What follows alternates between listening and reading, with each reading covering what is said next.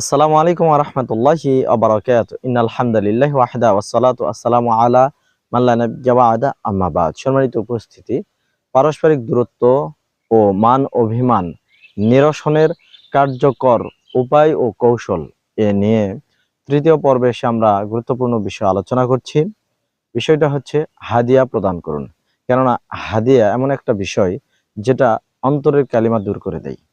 আলহামদুলিল্লাহ, এটা এমন একটা চাবি যা বদ্ধ অন্তর খুলে দেয়। আপনি অনেক সময় কাউকে সরি বলতে লজ্জাবোধ করি, কারোর সাথে কথা বলতে খারাপ লাগে, কথা বলা হয়ে ওঠে না।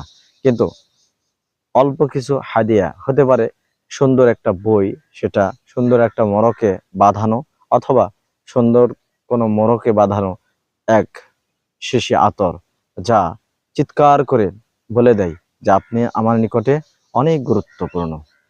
সম্মানিত উপস্থিতি, এমনটাই রাসূলুল্লাহ সাল্লাল্লাহু আলাইহি সাল্লাম বলেছেন, তাহাদ্দু তাহাব্বু, তোমরা পরস্পর হাদিয়া প্রদান করো, তোমাদের পরস্পরের মধ্যে মহাব্বত বৃদ্ধি পাবে। সম্মানিত উপস্থিতি, তাই আসুন পরস্পরের দূরত্ব ঘুচিয়ে, পরস্পরের দূরত্বটাকে কাছে নিয়ে এসে আমরা পরস্পর হাদিয়া প্রদান করি।